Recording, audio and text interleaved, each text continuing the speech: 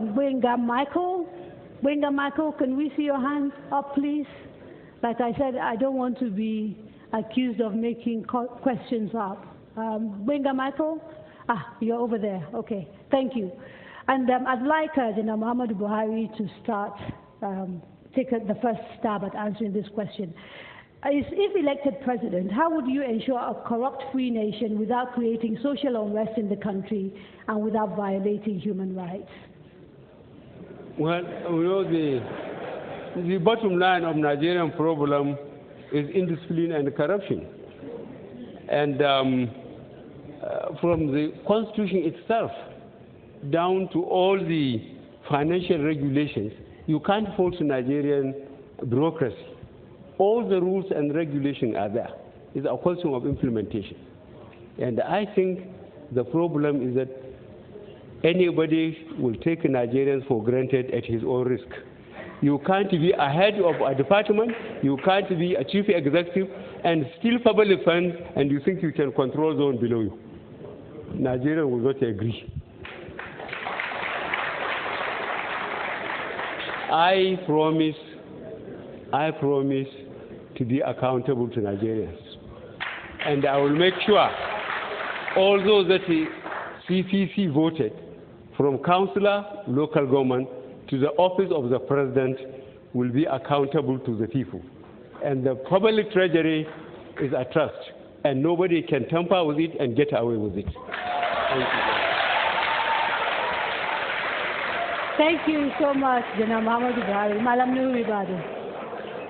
The same question. How will you tackle corruption without creating social unrest in the country and without violating human rights? Thank you. I will take it from what my respected general, what he said. Sir, Nigerians are not corrupt. Nigerians are not indisciplined. That's why they make the mistake. The system and the processes make Nigerians corrupt. There is nothing wrong. There is Excuse me. Can we please respect the people on the podium? We are here to have a conversation which hopefully will enlighten all of us. I'm going to insist on a bit of silence, otherwise I will give him more time. I will give him more time. They are the same Nigerians that we had. Please carry on. The same Nigerians that we had in the 50s are the same Nigerians we had in the 60s and the same Nigerians we have in the 70s and the 80s and the 90s. There is nothing that changed. We do not have any other set of people. We are the Nigerians and we are fundamentally good people. There is nothing wrong with us. Somehow we got it wrong as a result of poor, incompetent mismanagement of those who are in charge of our own affairs. They are the ones who caused this problem. If we continue to believe that our people are indisciplined, our people are corrupt, it is like saying when you have a shoe that is pinching your leg, you must change the foot instead of changing the shoe. I'm afraid I'm going to have to stop you quickly. You need to. I'm going to have to stop you, Malam Nuri Badu. You will get a chance to do a closing statement, and maybe you can add some of these things that you want to say there. Malam Shekara. The issue of corruption is largely an issue of indiscipline. And when you're talking of indiscipline, there are two byproducts. One, the leadership, and the process which you use to check this problem of indiscipline. If you create the process and forget the leadership, you have a problem. If you think just the leadership and you forget the process. For example, in the past, with all due respect to my elder brother, General Muhammadu Buhari, he introduced the war against indiscipline, but as a trained guidance counselor, the process was not totally correct because they used coercion.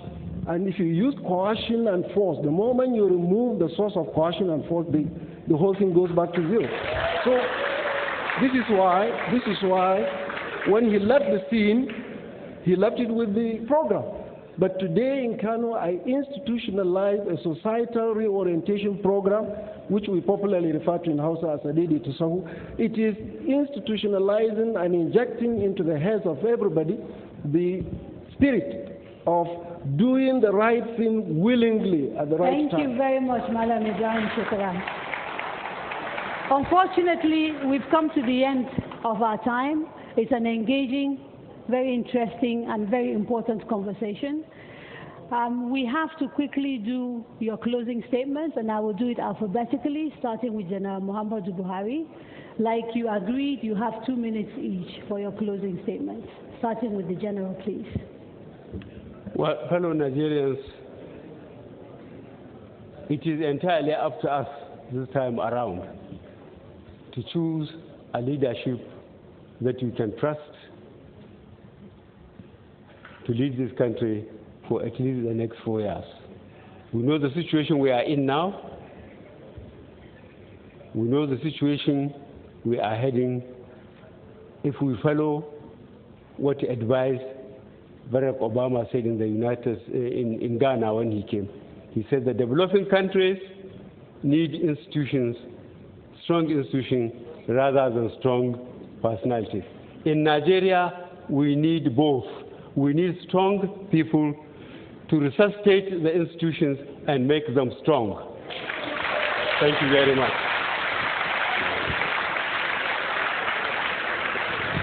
General Muhammadu Buhari, you've got a minute left. Do you want to take that minute, or you want me to move to the other candidates? No, what I am saying is this multi-party democratic system has given Nigerians the power to choose their leadership and change them at will.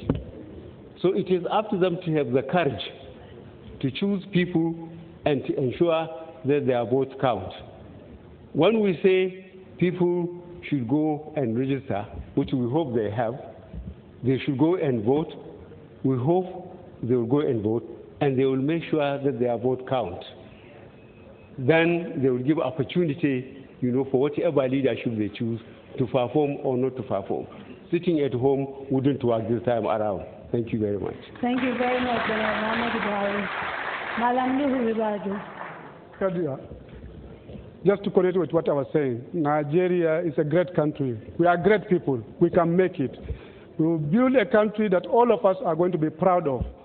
A country of justice, peace, and security. A country that the black man will be proud of. I believe it is possible. In 3 weeks' time, Nigerians will decide. We have an opportunity. A golden chance has come. A moment of change is here. Are we going to seize it? I believe it is the time to do so. We can change this country and give it a chance. We can remake this country. It is possible that a country like Nigeria, 150 black African country, will play its own role in the Committee of Nations in this country. And we have an opportunity to make it so. I believe of all the presidential candidates today, I'm the most competent. I'm the most experienced. I'm the one that fits in. I fit in with what Nigerians want today, the aspirations of our people. We call for a new Nigeria, and I believe it is possible. A new Nigeria is possible. That is why I'm standing. There is chance we can make it. Thank you very much. Thank you very much, Malam Nuhu Ribadu. Malam Ibrahim Shekara, your closing statement. Thank you very much. It is believed that every Nigerian is aspiring to have good governance. And there is a global standard, global characteristics of good governance agreed by World Bank and the United Nations. Number 1 is voice and accountability. Number 2, political stability. Number 3, effectiveness in governance. Number 4, regulatory control. Number 5, rule of law. And number 6, control of corruption. So if you want good governance, my advice to voters is let them look at these characteristics.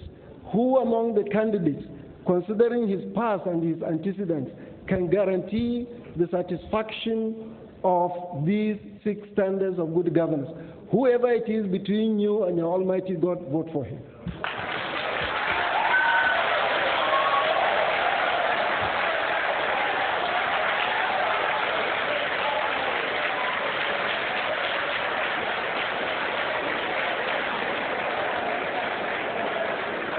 Thank you. Thank you. Thank you, gentlemen. Thank you, General Muhammadu Buhari, Malam Nuhu Ribadu, Malam Ibrahim Shekara. And thank you too, particularly to the audience who joined us today to listen to these three men tell us why in April we should vote for them.